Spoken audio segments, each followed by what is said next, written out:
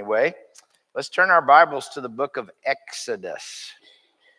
You got Genesis and Exodus, the first books of the Old Testament, the first books in the Bible.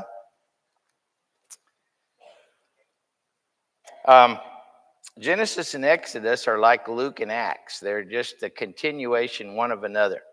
The book of Acts just picks up where Luke left off, and the book of Exodus just picks up where Genesis left off. So if you haven't read Genesis, you're going to be somewhat lost in Exodus because you're expected to have read Genesis before you get to Exodus, and we'll see that as we get into this. As we were studying Genesis, the last part of Genesis, we have in the story of Genesis the story of the promises to Abraham. And remember in Genesis 12, God said, I will make of you a great nation. I will bless you and make your name great.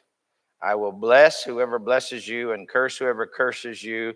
And in you and your seed, all the nations of the earth will be blessed. The rest of Genesis and the rest of the Bible is the story of how God fulfilled those promises and is still fulfilling his promises. Well, the story of Genesis shows how, Abraham didn't have his children until he was old. He had Isaac when he was 100 years old. God still kept his promise, in his own time. And then Abraham actually had two sons, Ishmael and Isaac. But God said it will be through Isaac that my promise will be fulfilled. That's Genesis 21:12. Then Isaac had two sons, Jacob and Esau, remember? And even while those babies were inside their mother's stomach, God said it's going to be through the younger one that I keep my promises and not through the older one. That was God's predestined will. It had nothing to do with the behavior of those young people at all. It had nothing to do with their soul salvation. It simply was God's election, God's choice. So the younger one, Jacob, he had 12 sons, and those 12 sons were the fathers of the 12 tribes of Israel. If you name the 12 tribes of Israel, you're naming the sons of Jacob. Remember in our class in Genesis, Jacob wrestled with that guy at night who turned out to be God. And he wouldn't give in like God wanted him to. So God changed his name from Jacob to Israel, which means he who fights with God.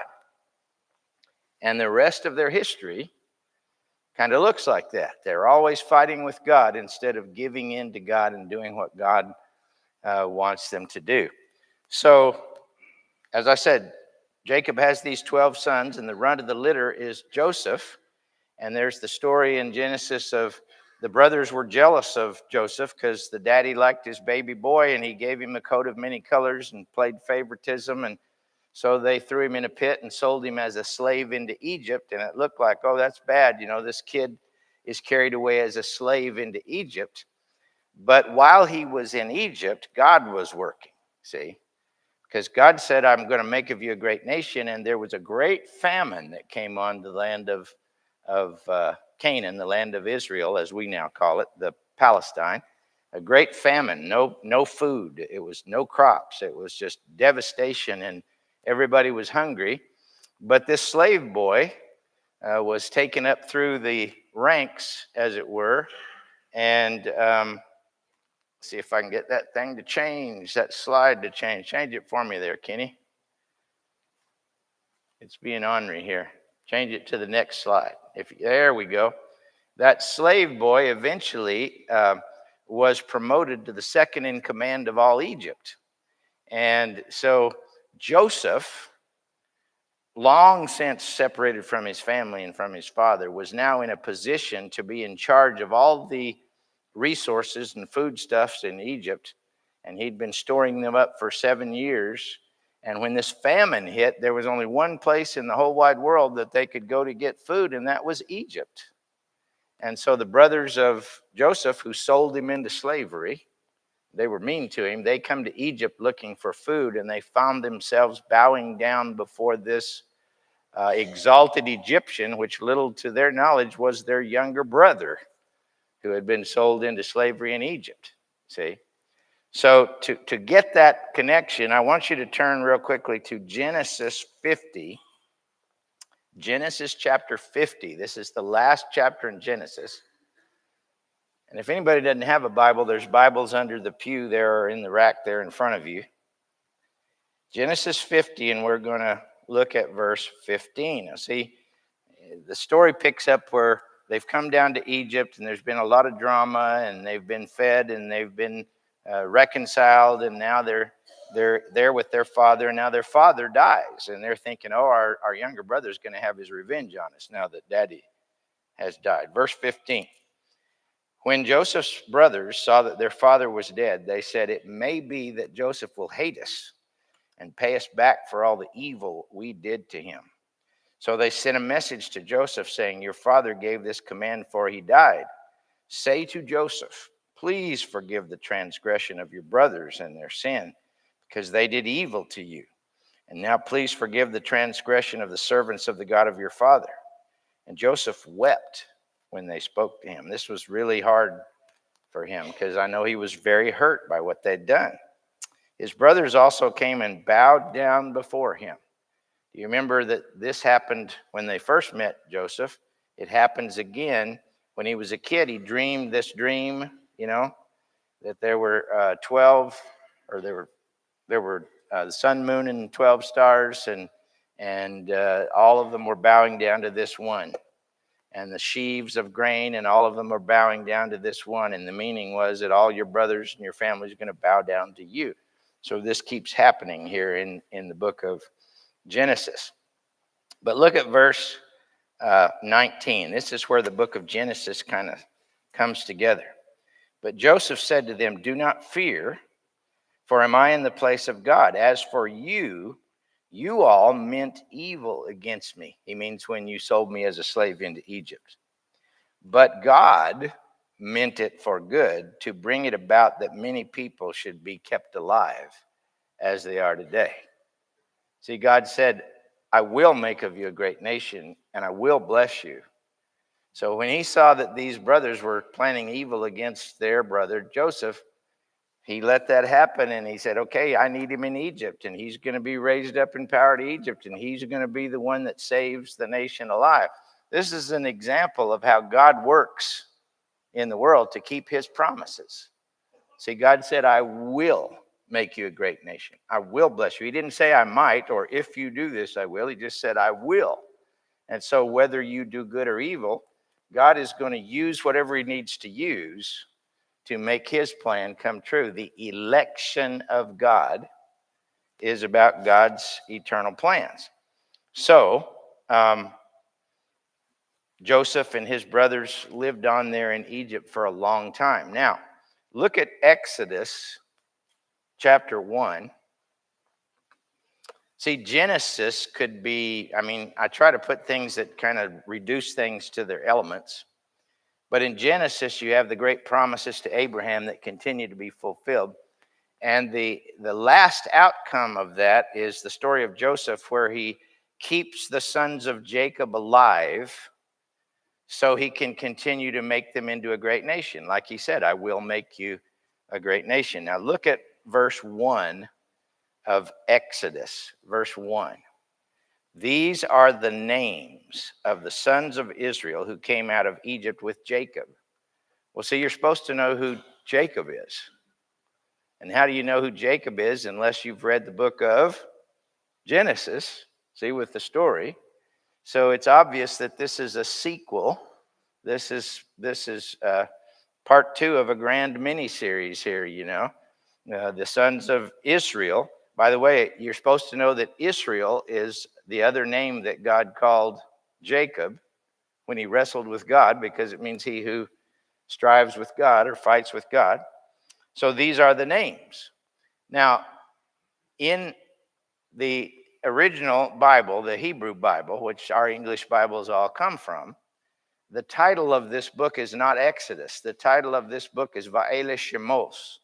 And Va'ele Shemos means these are the names. So for the first 1,150 years of this book, when Moses read it, people would say, I've been studying Va'ele Shemos, and they would mean These are the names. That would be what they meant, the book of Exodus, see? But in 250 BC, that's 250 years before Christ. See, Moses is in 1450 BC, 1450 years before Christ. In 250 BC, the Ptolemy, Ptolemy, Ptolemy Philadelphus of Alexandria, Egypt, said he had a great library down there. And he said, there's a book that I don't have in my great library, and that's the book of the Torah, the book of the law of Moses, Genesis through Deuteronomy. So I want 70 translators who read Hebrew. I want them to translate the book of the law of Moses from Hebrew into Greek. And so that translation was called the Septuagint, which 70 translators, Septuagint. And it came about in 250 BC. Well, those translators in 250 BC titled the book differently based on its content, not based on what Moses did. Moses titled it Va'ele Shemos. These are the names, meaning the names of those people, those 70 people that came down to Egypt with Jacob. See, they entitled it with a Greek word, exodos. Ex means out of. Hodos means a way or a path or a road. So exodos means the road out, the way out, and obviously the way out of Egypt. Because if you read the book of Exodus, it's the story of how God delivered his people from Egypt and brought them out and led them toward the land of Canaan. Now, if you will take your Bible and turn it back to Genesis 15, see, we want to continue to make these really important connections between Genesis and Exodus. Genesis 15, God is talking to Abraham. This is part of his promises to Abraham. Remember, Abraham had a son, Isaac, and Isaac had a son, Jacob, and then Jacob had 12 sons, and those sons became the tribes of Israel. All right, so Genesis 15, looking at verse 12. Genesis 15, verse 12. As the sun was going down, a deep sleep fell on Abraham, and behold, dreadful and great darkness fell upon him. Then the Lord said to Abram, know for certain that your offspring will be sojourners in a land that is not theirs, and will be slaves there. And they will be afflicted for 400 years. But I will bring judgment on that nation that they serve, and afterward they will come out with great possessions. Notice he said they will. They will. They will. He didn't say they might. They might if. He said they will. And anytime God says they will, guess what? It's going to happen. There's not anything you can do about that. See? So here we are in the book of Exodus, and Moses, the writer of all this, is reminding us. Now remember, God promised this to Abraham all those generations back, you know. And now these are the ones that came down to Egypt. And if you look at Exodus chapter 1 and verse 1 again, he lists all the names of the sons of Jacob, the heads of the tribes. And he says in verse 5, the descendants of Jacob numbered 70 in all. Now, it used to be years ago when the Owen family had a reunion in Texas, there was, I don't know, 40-something people, maybe 45. I don't know. That was a pretty big crowd. And 70 would be a good crowd, see? But 70 is not a great nation, is it? 70 bedraggled, famine-ridden people arrived down there in Egypt when old man Jacob came down to meet his son Joseph that he hadn't seen in many years. 70, 7-0, okay? But then, see, what you need to do in your Bible is you need to look at the next verse, verse 7. Verse 6, then Joseph died and all his brothers and all that generation, but the people of Israel were fruitful and increased greatly, and they multiplied and grew exceedingly strong. Well, didn't God say, I will make of you a great nation? They're going to be like the sand of the seashore, like the stars of the heaven. See, there's going to be buku of these people. So, as it was in the midst of slavery and hardship, they multiplied like rabbits. God was keeping his promise to make them a great nation. Okay. So that's why I think the Hebrew titles of the books are to remind you of things in the story. See, these are the names of those 70 people who came down here and their tribal heads. Now let me tell you the story of how God kept his promise to bring them out of this place where they've been living for 400 years and again take them to the land of Palestine. All right, so what we have in the book of Exodus, if you take the bird's eye view of it, looking at the big picture of Exodus, you've got this enslaved nation multiplies and becomes a great nation in slavery in Egypt. And then by the end of the book of Exodus, you've got this freed nation ready to worship that have gone out of Egypt and are on their way to the land of Canaan. But see, way back in Genesis 15, God said, your descendants are going to be sojourners in a foreign land. They're going to stay there 400 years, and then I'm going to bring them back to this land again. Well, he's in the process of making that happen at the end of the book of Exodus. You see what I'm saying? So you can't just read Genesis like it's in its own little world and read Exodus like it's in its own little world, because these are the story of God keeping those promises, see, and God doing what God said God would do. And you have to see the big picture to see how the small stuff fits in. So anyway, this is kind of where we're headed. Anybody like to raise a question or anything at this point in the discussion? Brother Damon.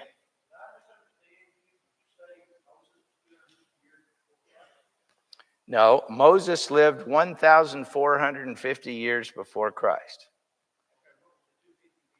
250 years before Christ, the Egyptian king Ptolemy Philadelphus translated the books of Moses into Greek and gave them the title Exodus. Okay? Yep. Anybody else? Okay. Good deal. All right, so let's drop down in your Bible. If you have, please have your Bible open along with these slides, because these slides aren't sufficient. In Exodus 1, verse 8, he says, "Now there arose a new king over Egypt that did not know Joseph." See, this is the explanation of how did they fall into slavery, because the Pharaoh that knew Joseph was being real good to the Israelites and put them in the best part of the land of Goshen, and they were happy and fat and sassy, and Jacob went to his grave happy and everything. But a new Pharaoh, now if you study Egyptian history, many dynasties changed hands over the years, and some pharaohs were greatly opposed to pharaohs that had been there before. So a whole new dynasty, a total different guy with different enemies and everything. He didn't care less about Joseph or Joseph's family. See, and those people were pressed into servitude. He had things he wanted to build. But notice verse 9, it says, he said to his people, "Behold, the people of Israel are too many and too mighty for us. Come, let's deal shrewdly with them, lest they multiply." Notice, lest they multiply. Isn't it interesting that you had a Pharaoh, a Pharaoh here that was trying to keep them from multiplying, and you're going to have Pharaoh in a little while when Moses is grown up that is going to try to keep them from leaving the land of Egypt. But God said, "I will," didn't he? What happens when men say, "No, I'm not going to let that happen," and God said, "I will"? It's not going to come out very well for them, is it? Because God always keeps his promises. So look at verse 11. "Therefore they set taskmasters over them to afflict them with heavy burdens. And they built for Pharaoh store cities, Pithom and Ramses. But the more they were oppressed, the more they multiplied, and the more they spread abroad." Uh-oh. You see what the Bible's trying to tell you? The harder you try to keep God from doing what he said he would do, the more he's going to do it. We cannot stop God's election. Now, again, the election of God doesn't pick individual people out to be saved or lost. The election of God is God's plan for how he's going to save mankind. You can't stop that. You can choose whether to go with the plan or try to go against the plan. But if you read the Bible, going against the plan really doesn't work out very well for people. Now, let me talk to you for a minute about Pharaoh. Pharaoh is not a name. Pharaoh is a title. And you'll read about Pharaoh throughout the Old Testament. Don't get it in your head that it's the same guy. It's like Mr. President. There have been a whole bunch of different ones. You with me? So Pharaoh is a title. Also, in the book of Genesis, Abimelech is not a guy. It's a title. In Hebrew, Abi, A-B-I, means father. Melech means king. The Philistines always called their king Abimelech, father king, you know. So Abimelech and Pharaoh, those are titles. Different guys fill the throne at different places that wear those titles, okay? So then they couldn't stamp them out by doing this, and they told the Hebrew midwives that we want you to start killing the little boys. So this reminds you of the story of Jesus much later on when Herod the Great tried the same thing. But they told all the slave women that birthed babies for the slave women, Hebrew midwives, to kill little babies if they were boys. And this would keep them from multiplying so much. And notice that the Hebrew women didn't obey the Pharaoh. Verse 20, Exodus 1, verse 20. So God dealt well with the midwives because they didn't listen, and the people multiplied and grew very strong. Now notice this. Look at verse 7. After it tells you there were 70 people, they were fruitful and increased greatly. Look at verse 12 in your Bible. The more they were oppressed, the more they multiplied. Look at verse 20 in Exodus 1 in your Bible. God dealt well with the midwives and the people multiplied. Why does he keep telling us over and over in the text? They just kept multiplying. Because God said to Abraham hundreds of years before, I will make of you a great nation. I will. And that's what God does. This is the point. This is the major overarching point of this story as you go through here. It's about God keeping his promises. Now, in the process of that, there was a child born. His name was Moshe. Moshe. Remember, the Israelis used to have a prime minister, Moshe Dayan, who used to be one of their military leaders. M-O-S-H-E-H. Moshe. Everybody say it. Moshe. Moshe means to pull out, to draw out. Because that princess saw that baby in a basket and she pulled him out of the water. Moshe pulled him out. Moshe. And so there's been little Moshes over there in Hebrew land ever since. Also, another little fact that I think you'll enjoy as we study the Bible together, you won't ever read about Jews in the Old Testament until the Babylonian captivity. They were called Hebrews. Hebrews.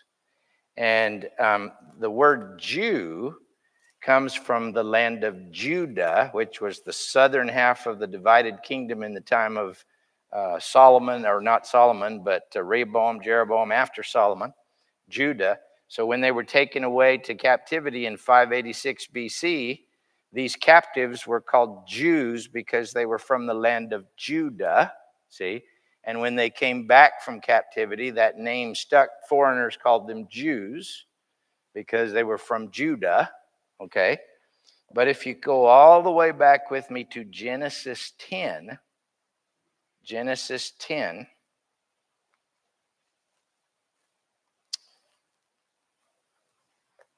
remember Noah had 3 sons, Shem, Ham, and Japheth. Anybody remember that? All right. Now look at verse 21 of chapter 10, Genesis 10. This is a genealogical passage. To Shem also, the father of all the children, uh, of Eber. See, Shem had a son named Eber. Now say Eberu. Eberu. See, the Hebrews.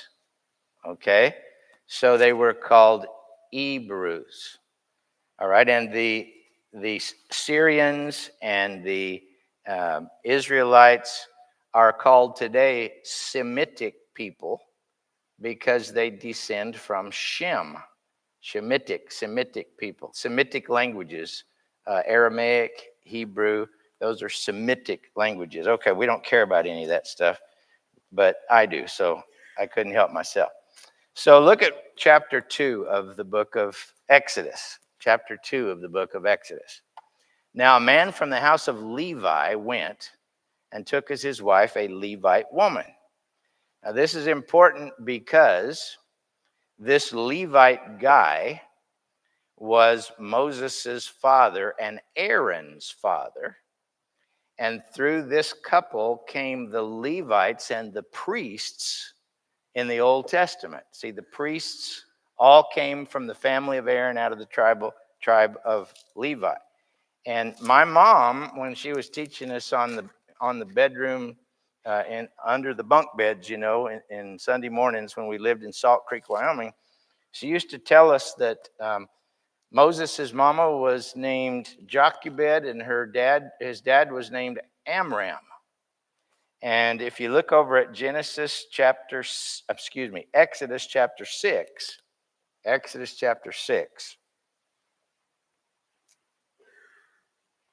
starting at verse 14, we get the genealogy of Moses and Aaron. Exodus 6, verse 14. Drop down to verse 16, where it gives you that he descended from Levi. These are the names of the sons of Levi according to their generations: Gershon, Kohath, and Merari. Now underline Kohath, Levi and Kohath. Drop down to verse 18. The sons of Kohath were Amram. See, that's Moses's and Aaron's daddy. And if you look at verse 20, Amram took as his wife Jochebed, his father's sister, and bore him Aaron and Moses. See? So my mom, who always used to wear the same pink worn-out house coat and sit on the couch in whatever age she was and read her Bible, she must have found this in there somewhere. And that's how come she used to tell us that his daddy was Amram and his mother was Jochebed, and he was Moses. Okay. So the story in Exodus chapter 2 is how this Levite man and this Levite woman, meaning they were sons of Levi, one of the sons of Jacob, see, they from that genealogical line, this lady has this child, and he was a nice-looking baby boy, and instead of killing him, like they were told to do in chapter 1, she put him in a little basket. Now, the Nile River and its environs is notoriously filled with crocodiles. I mean, everywhere. They're all over the place. And those marshy edges of the Nile River, if I was going to put a baby somewhere, putting them in the crocodile-infested edge of that water would not be the place. But if I read this, she made a little basket, but she didn't just make a little basket. She daubed it with pitch so that it was watertight, and she didn't just make the bottom part. She made a top part and covered it entirely so that he wouldn't just be crocodile bait. And she put him out there by the edge of the river, and just so happened, in God's plan, that the Egyptian princess, the Pharaoh's daughter, goes down to bathe. I'm still a little iffy on why would the Pharaoh's daughter want to bathe. Maybe they had part of it marked off out there or something. I don't know. But I wouldn't want to bathe if there was crocodiles out there. But anyway, the lady goes down there to bathe, and she finds this basket, and when she opens it, she sees this baby. And the sister, the Pharaoh's daughter, is kind of soft on the baby, and so Moses' sister's over there in the brush, and she says, "You want me to go and find a nurse from the Hebrew woman?" And she finds, of course, Moses' mother. And so, verse 9, Pharaoh's daughter said to her, "Take this child away and nurse him for me, and I will give you your wages." So now his mother's being paid to take care of her own son. And notice at verse 10, when the child grew older. Now, see, you skip all of Moses' life from the time he was a baby till the time he was a man by that phrase, when the child grew older. That's the way the Bible does.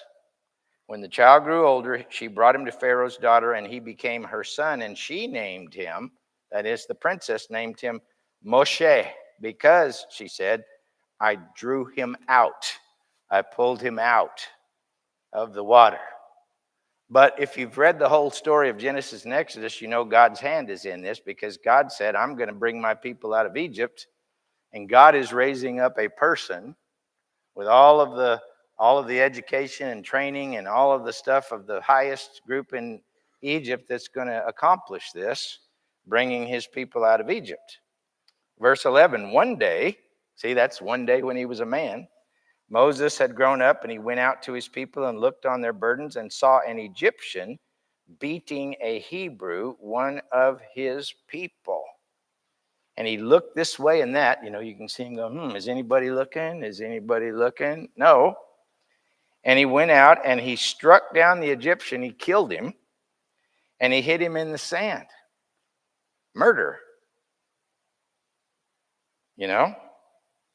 And when he went out the next day, there were two Hebrews fighting together. And he said to the man in the wrong, "Why do you strike your companion?" And the guy said, "Who made you a prince and judge over us? Are you going to kill me like you killed the Egyptian?" Now, I put a little mark beside, who made you a prince and judge over us? Well, of course, the answer to that is God did, and he's going to make him the leader of all the people of Israel. But now Moses feels guilty, and he feels like Pharaoh's going to get him. So, verse 15, when Pharaoh heard of it, he sought to kill Moses.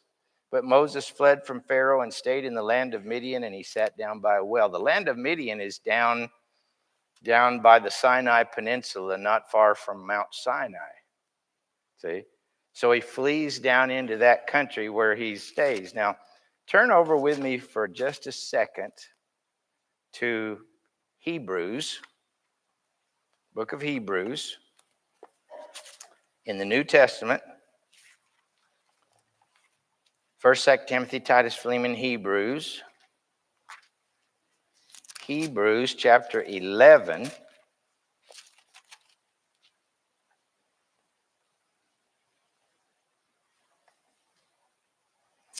And let's go down to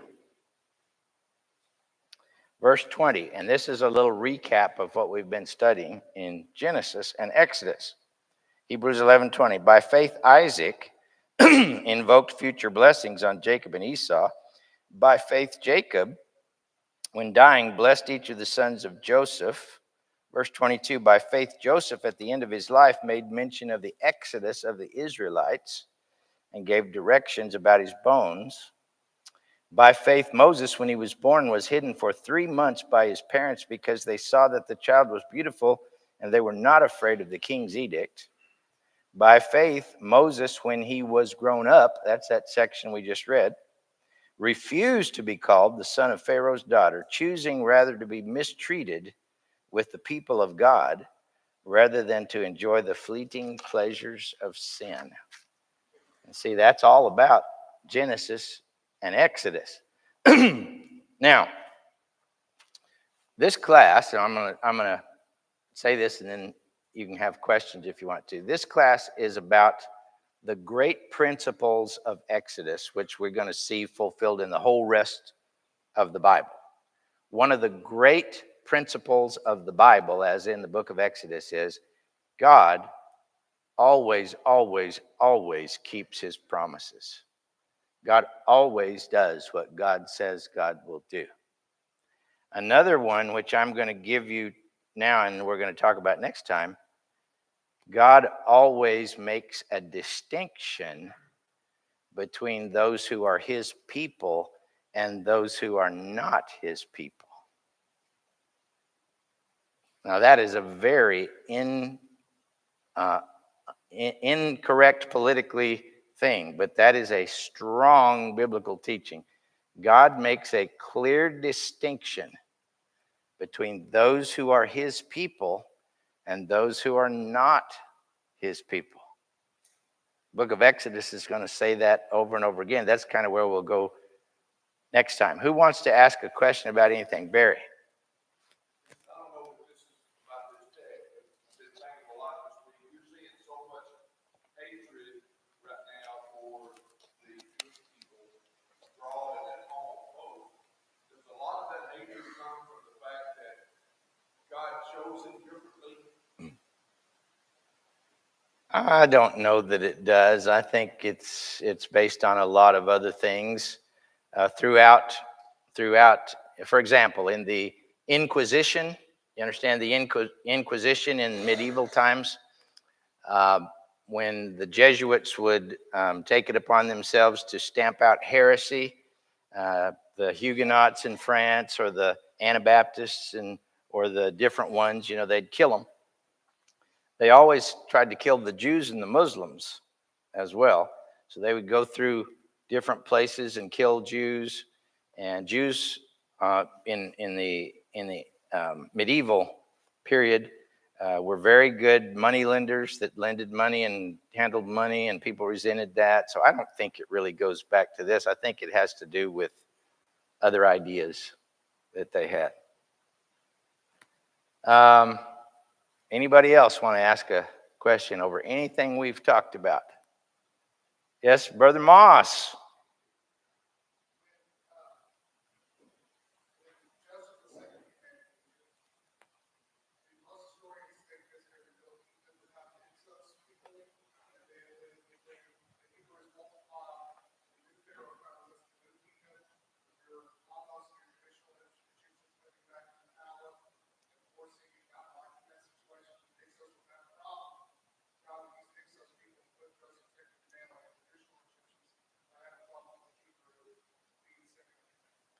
Yeah, he's talking about some of the change of the Egyptian dynasties there. And the dating of those, I'm not quite sure. I'd have to go back and study all the details you're talking about to really answer your question. But yeah, I'm with you where you're going, but we'd have to dig into the weeds, or I would, to really answer that question. Mark?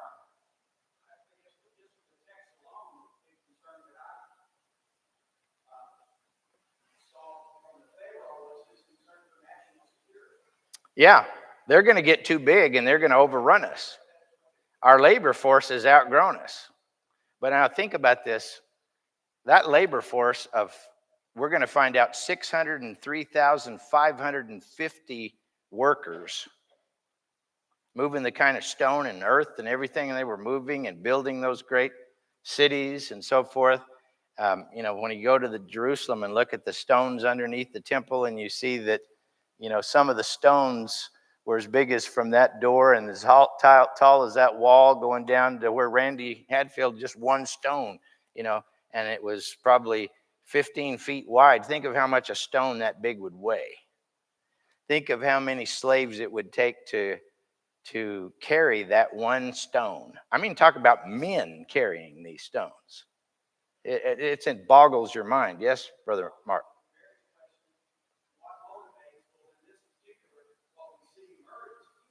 Oh, fear. Yeah, fear motivated the Egyptians back then to hate the Israelites. But I think he was asking about now. Oh, yeah. Okay, well, you guys are going to get 3 minutes. Thank you for your patience. Chris? Do what now?